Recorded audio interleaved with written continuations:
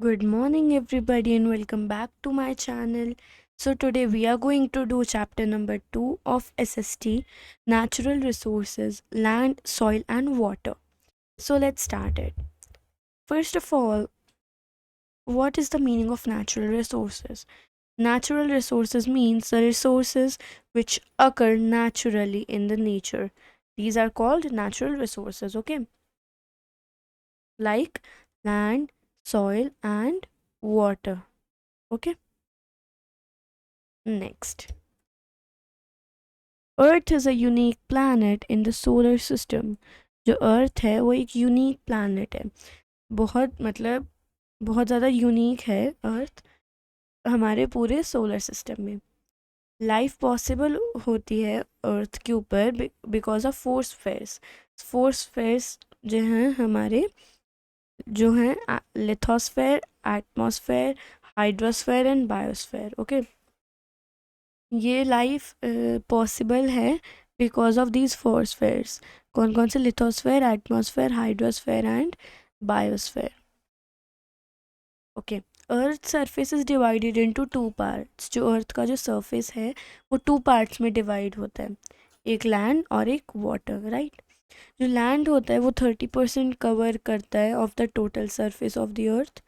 ठीक है, 30% हमारे पास है क्या नाम है, सरफेस एरिया, और एंड 70% है हमारे पास total surface, it's total and water. ठीक है, 70% वाटर है, right. Now we are going to study in this chapter, right, land, soil and water, right. So first है हमारे पास land resource, okay. Then we have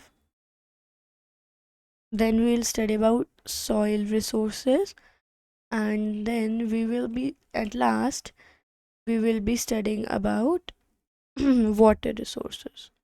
Okay, so first is land resource.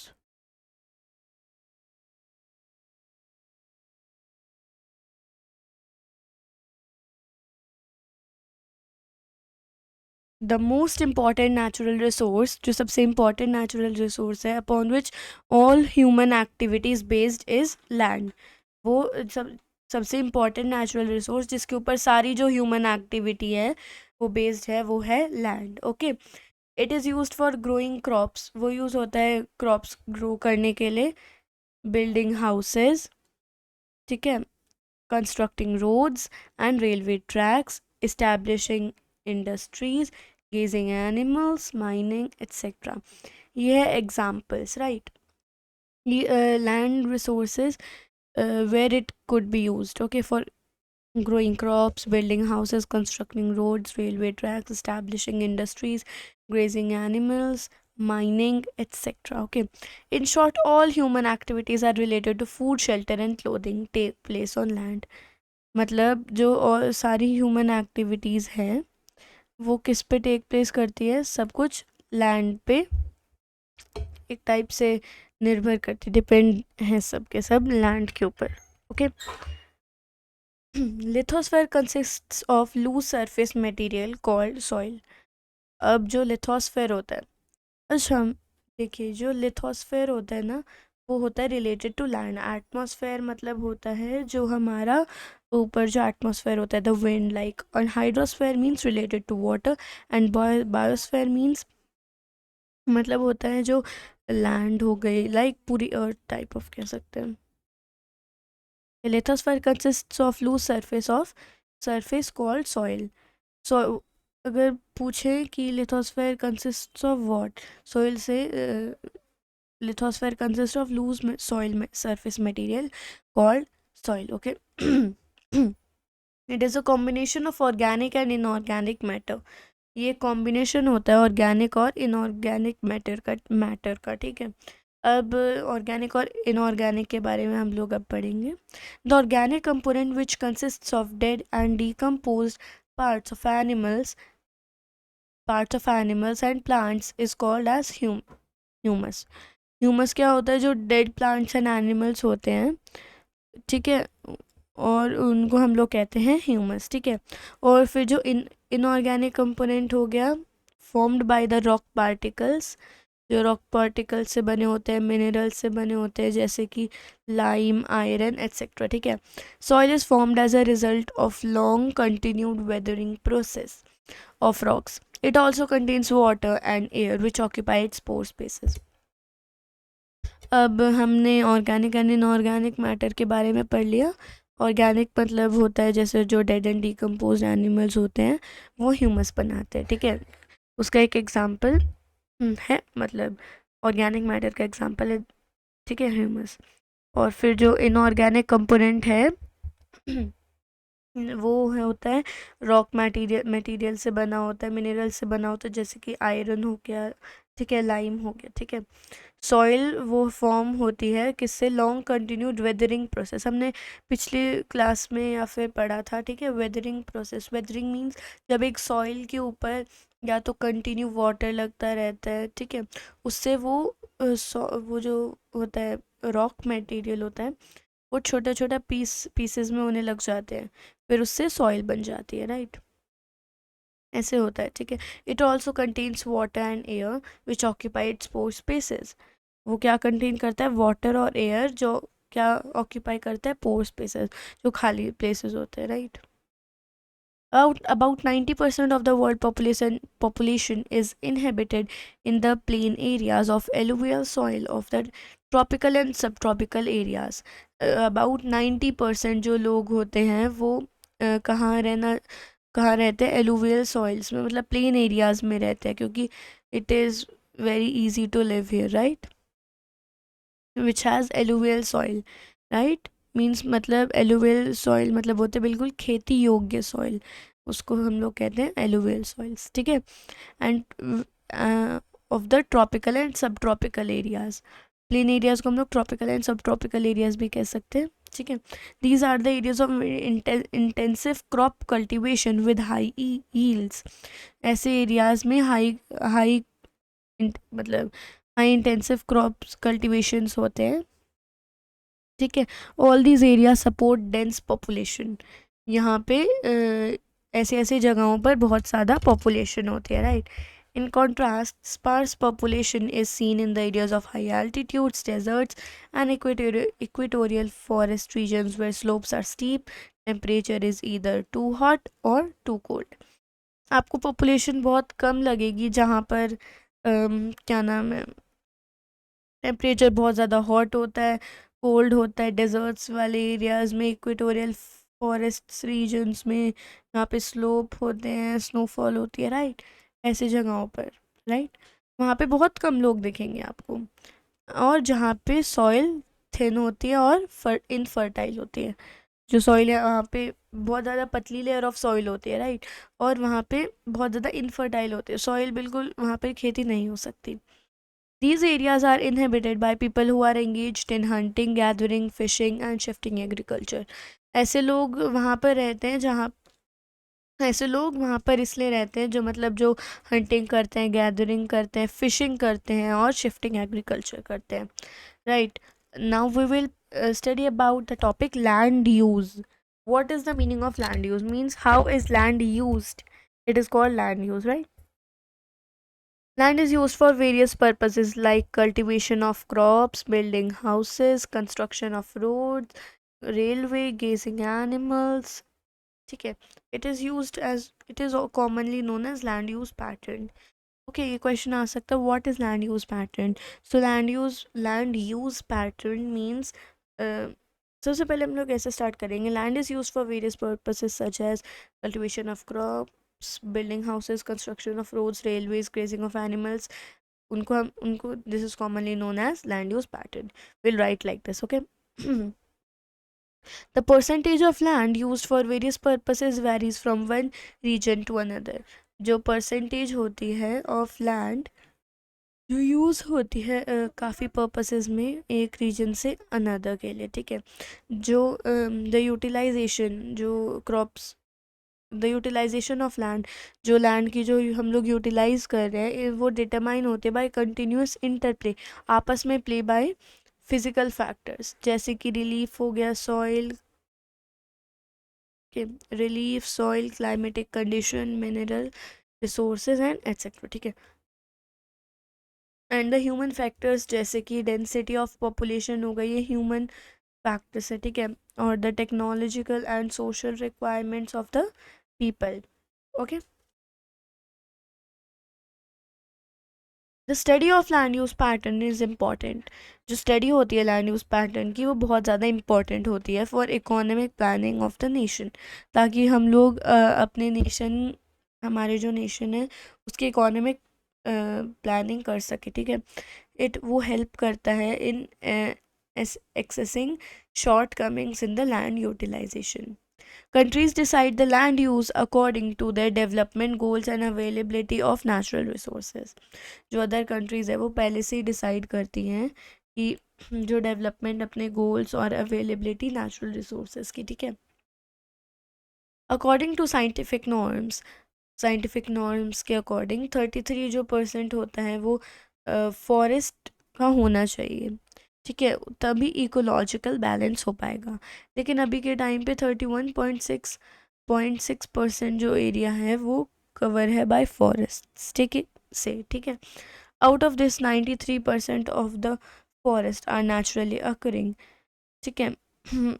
इसके अलावा जो 93% जो forest हैं वो खुद ग्रो हो रहे हैं और 7% हैं वो मैन ने उगाए हैं. ठीक है. The earth forest cover is unevenly distributed. जो फॉरेस्ट जहाँ पर हो गए वो बहुत अनइवनली डिस्ट्रीब्यूट है.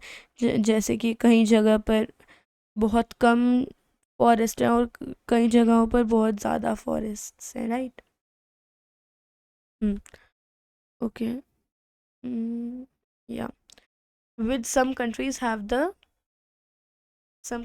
having most of their land covered by forest while others have one only limited forest cover. ठीक है.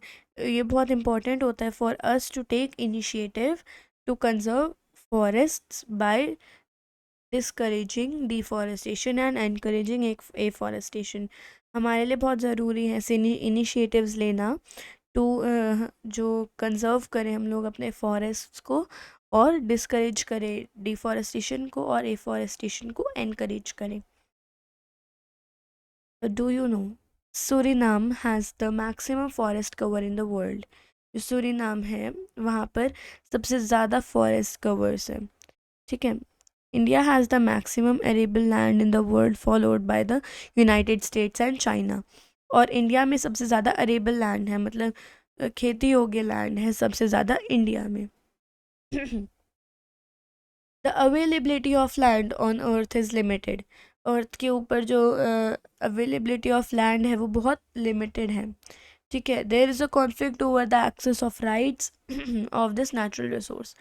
इसके ऊपर बहुत कॉन्फ्लिक्ट होती है, लड़ाई होती है कि राइट्स ऑफ नेचुरल रिसोर्सेज. ठीक है. It has also resulted in tough competition between the agriculture and other sectors over usage of land. ठीक है. Moreover, land also suffers from various problems. जो land होती है वो suffer करती है various problems से, जैसे कि soil erosion, degradation है और deforestation. Right. It is crucial to reduce land degradation. ये बहुत important है land degradation को हमें हटाना और ensure the optimum use of land resources. और हम लोग इंश्योर करें कि जो ऑप्टिमम यूज़ हो सबसे ज़्यादा लैंड रिसोर्सेज का for the benefit of present and future generations. ठीक है. Land management is a holistic approach for achieving productive and balanced ecosystem by integrating socio economic needs of the people. ठीक है. जो land management है वो एक holistic approach है for achieving productive and balanced ecosystem. ठीक है. और by integrating socio economic needs of the people. Okay. We have studied about land resources. Yeah. And the next topic is soil resources.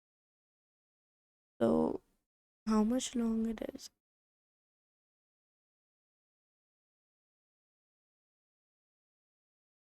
Okay, it's not that much long. We can continue this in this video only. Okay. A large part of the earth land surface is covered with soil. जो सबसे ज़्यादा अर्थ का जो surface है वो cover है soil से, ठीक है. एज अ रिसोर्स, ठीक है, soil is of immense value for the two the farmers. जो रिसोर्स, एज अ रिसोर्स जो सॉइल है वो सबसे ज़्यादा वैल्यू है, इमेंस वैल्यू है, सबसे ज़्यादा इंपॉर्टेंट टाइप ऑफ है फार्मर्स के लिए. Agricultural production is mainly dependent upon the fertility of soil. जो एग्रीकल्चरल जो प्रोडक्शन होती है वो सबसे ज़्यादा डिपेंडेंट है फर्टिलिटी ऑफ सॉइल, मतलब बिल्कुल अरेबल लैंड होनी चाहिए, right. Rich and deep soil cover with a high degree of fertility favours favours agricultural production. जो रिच और डीप सॉइल कवर होते हैं जिन पे हाई डिग्री ऑफ फर्टिलिटी होती है वो फेवर करते हैं agricultural production. Okay. Okay. Production will be less. Okay. No. Agricul favors agricultural production. On the other hand, if the soil cover is shallow, अगर दूसरी तरफ देखें, जो जहाँ पे सॉइल कवर जो है वो बहुत शैलो है और वहाँ पर फर्टिलिटी है वो बहुत ज़्यादा कम है, उस जगह पर एग्रीकल्चरल प्रोडक्शन बहुत कम होगा, ठीक है. Therefore, a thick layer of fertile soil is very important for the growth of plants. एक थिक लेयर सॉइल की, फर्टाइल सॉइल की बहुत ज़रूरी है to grow for the agricultural production and for growing of plants. Okay. Though indirectly animals also depend upon the soil to satisfy their basic needs. जो indirectly animals होते हैं वो अपने बेसिक नीड्स के लिए भी सॉइल की ज़रूरत होती है. लाइक दे ग्रो प्लांट्स, ठीक है. Soil grows plants and plants are eaten by animals. Indirectly, they are also based on soil, right? It gives shelter to insects and animals like जैसे कि rats, snakes हो गए, ants, earthworms, etc. ठीक है.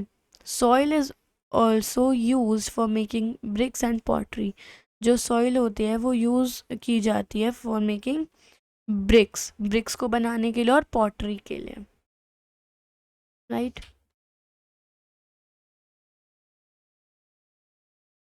Factors affecting soil formation. ऐसे क्या factors होते हैं जो सॉइल फॉर्मेशन को अफेक्ट करते हैं. Soil formation is influenced by 5 factors जिसकी वजह से जो सॉइल होती है वो अफेक्ट होती है.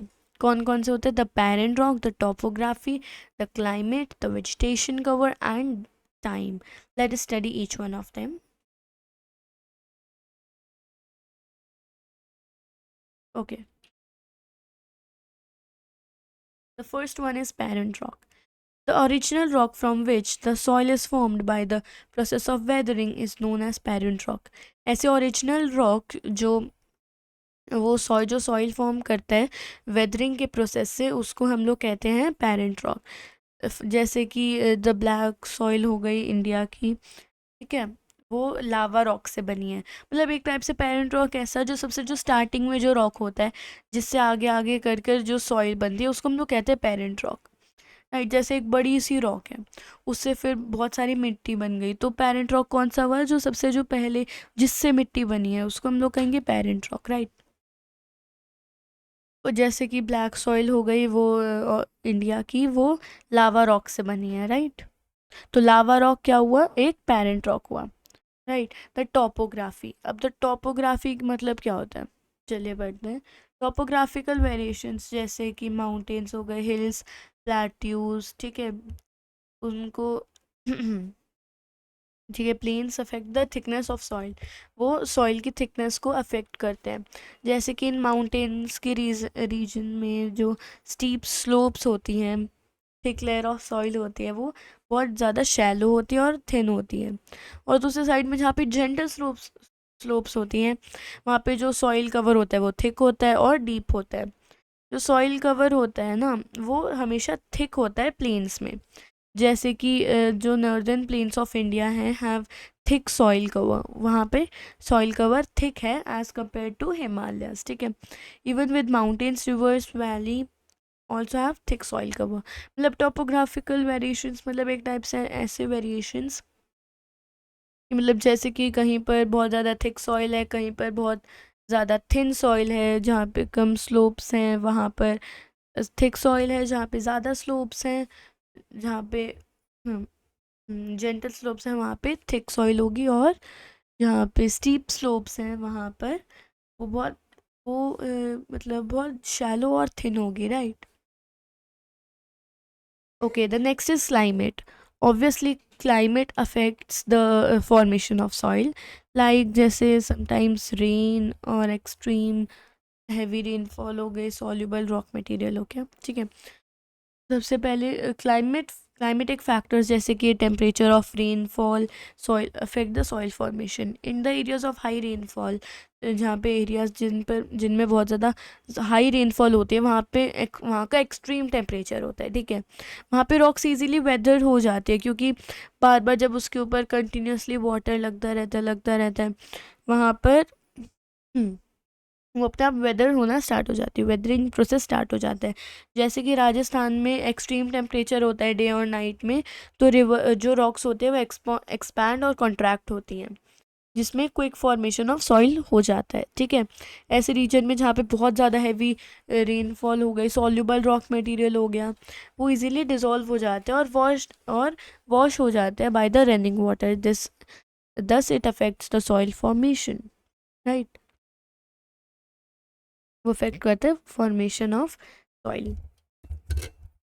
Now we will study the vegetation cover. So what is the meaning of vegetation cover means जैसे कि वेजिटेशन मतलब जो प्लांट्स हो गए उनको हम लोग कहते हैं वेजिटेशन कवर। अब जो प्लांट्स कैसे होते हैं, ठीक है। At times plants grow in the cracks existing in the rock. जो रॉक्स होते हैं उनमें प्लांट्स उग जाते हैं, कई बार आपने देखा होगा। उनकी जो रूट्स होती हैं वो starts penetrating in the cracks. वो रूट क्रैक्स के अंदर वो उगना स्टार्ट हो जाती है, ठीक है, और उनको वाइडर बना देती है, ठीक है। उससे क्या होता है, जो डिकम्पोज जो प्लांट्स एंड एनिमल्स होते हैं वो नहीं, as a result cracks disintegrate into small pieces. जो क्रैक्स होते हैं वो छोटे छोटे पीसेस में डिसइंटीग्रेट हो जाते हैं, जिससे सॉइल फॉर्मेशन होता है, ठीक है। डेड और डिकम्पोज प्लांट्स एंड एनिमल्स के जो रिमेन्स होते हैं वो ह्यूमस बनाते हैं, विच enriches the fertility of soil. जो सॉइल की जो फर्टिलिटी है उसको एनरिच करता है, ठीक है। The soil of densely forested area is generally very rich in humus content. जो सॉइल है ऑफ डेंसली फॉरेस्ट, वहाँ की area generally very rich in humus content में होता है, ठीक है। वहाँ का ह्यूमस कंटेंट बहुत ज़्यादा होता है। Okay, the next is time. Time gives maturity to the soil. जो टाइम होता है वो मेच्योरिटी दे देता है सॉइल को, ठीक है। मतलब मेच्योरिटी मीन्स होता है कि मतलब उसको मतलब मेच्योर कर देता है पूरी तरीके से, right, to the soil. Although soil is a renewable resource.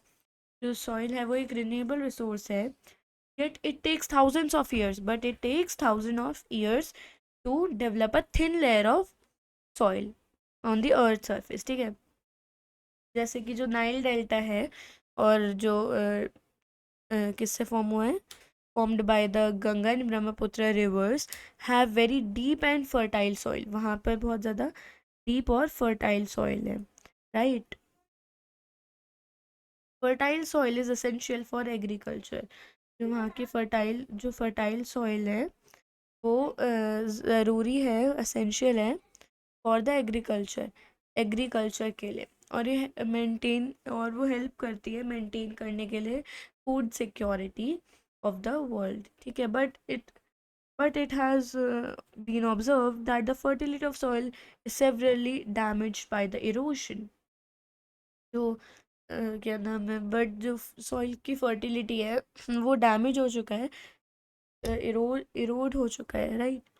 In soil erosion, the top layer of the soil is removed by natural agents। जो soil erosion में क्या होता है, जो जो सबसे टॉप लेयर होती है सॉइल की वो हट जाती है, रिमूव हो जाती है बाय नेचुरल एजेंट्स, जैसे कि विंड हो गया, वाटर ग्लेशियर हो गया, एट्सेट्रा, राइट।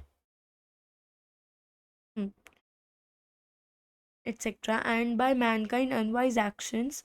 और क्यों होता है ये? बिकॉज जो हम लोग हैं, मैनकाइंड हैं, उनकी जो अनवाइज एक्शंस जो वो लेते हैं, जैसे कि deforestation, over grazing of animals हो गया, और माइनिंग, ठीक है। The need to conserve soil, जो नीड है सॉइल कंजर्व की for from erosion has been one of the major environmental concerns. वो एक मेजर एनवायरमेंटल कंसर्न है, ठीक है। Now we will be studying about soil conservation, कि हम लोग सॉइल को कैसे कंजर्व कर सकते हैं। सबसे पहले सॉइल कंजर्वेशन का मतलब क्या होता है, चलिए वो पढ़ते हैं। Soil conservation means prevention of soil from being eroded, ठीक है। जो सॉइल होता है, सॉइल कंजर्वेशन मतलब होता है सॉइल की प्रिवेंशन फ्रॉम सॉइल इरोजन, ठीक है, फ्रॉम बीइंग इरोडेड, ठीक है। Various methods from soil conservation, अलग अलग मेथड्स सॉइल कंजर्वेशन के, ठीक है। और सॉइल है क्या क्या? एफॉरेस्टेशन, हम लोग एफॉरेस्टेशन कर सकते हैं, ठीक है। एफॉरेस्टेशन इज़ द प्रोसेस, ये एक ऐसा प्रोसेस है of planting more and more trees, जो ट्रीज हैं उनको और ज़्यादा प्लांट करना, ठीक है। More and more trees and seeds of the plant, seeds on the land, ठीक है। It reduces the surface run of and binds the soil, ये क्या नाम है, एफॉरेस्टेशन वो रिड्यूस कर देती है सर्फ सॉइल का, मतलब रन ऑफ कम कर देती है, और बाइंड सॉइल को बाइंड कर लेती है, ठीक है, जिससे कि सॉइल इरोजन नहीं होता। Okay, next is rows of trees और shelter belts are planted in desert. जो ट्री की जो रोज होती है या फिर शेल्टर जो बेल्ट्स होती है, वो आर प्लांटेड, वो प्लांट की जाती है इन द डेजर्ट रीजन्स, जो डेजर्ट के जो एरियाज होते हैं उन पे, to protect the fields from wind erosion, ताकि वो विंड इरोजन से प्रोटेक्ट हो सके। Over grazing by animals like जैसे शीप हो गए, गोट्स हो गए, मस्ट बी चेक्ड, वो चेक किया जाना चाहिए। जो फॉडर क्रॉप्स होते हैं शुड बी रेज्ड, उनको रेज करना चाहिए। और the free movement of animals in the field should be restricted, जो फ्री एनिमल्स ऐसे ही जो घुमाने लेके चलते हैं, मतलब उनको, तो वो रिस्ट्रिक्ट मना किया जाना चाहिए, ताकि वो ओवर गेजिंग ऑफ एनिमल्स ना हो, ठीक है। Steps should be taken to check reckless cutting of the और फेलिंग ऑफ ट्रीज, स्टेप्स लेने चाहिए रेकलेस कटिंग के, ट्रीज के। रेकलेस मीन्स मतलब लगातार कटिंग, बहुत बुरी तरीके से कटिंग नहीं। Flood should be avoided, floods को अवॉइड करना चाहिए, या फिर बिग जो डैम्स होते हैं, flood should be avoided by building big dams, और बिग डैम्स को बनाना चाहिए to stop the floods, right. जो टेरेस फार्मिंग होती है और कॉन्टोर प्लॉगिंग होती है, ठीक है। टेरेस फार्मिंग और कॉन्टर प्लॉगिंग, देखिए कॉन्टर प्लॉगिंग तो यहाँ पे गिवन है दिस फोटो, ठीक है। Should be encouraged and across the hill slopes पे ये वैसी तरीके से करना चाहिए, क्रॉप्स ग्रो करनी चाहिए। साइंटिफिक जो एग्रीकल्चर है, एग्रीकल्चर प्रैक्टिसेस हैं, जैसे कि रोटेशन ऑफ क्रॉप्स हो गया, क्रॉप्स की रोटेशन, ठीक है। स्ट्रिप क्रॉपिंग हो गया, स्ट्रिप क्रॉपिंग, और शुड बी सिस्टमैटिकली फॉलो, वो सिस्टमैटिकली फॉलो होनी चाहिए। अब डू यू नो पढ़ेंगे। Terrace farming means growing of crops on the level steps और terraces constructed on hill sides, मतलब जैसे जैसे जो टेरेस होती हैं उसकी जो स्टेप्स होती हैं, उस तरीके से हमें टेरेस फार्मिंग करनी चाहिए, ताकि वाटर, इससे वाटर भी कंजर्व होता है by the way. Contour plogging means is a technique of plogging parallel to the contours of a hill slope rather than up and down of the slope. So to reduce soil erosion. So soil erosion reduce होता है. Okay, so next is water resource. A little bit big topic. So we will be doing topic in the next video. With this, thank you so much and have a great day. And if you like this video, please like, share and subscribe. And if you need any video of any chapter, please tell me in the comments. I'll surely send it to you. With this, thank you so much and have a great day.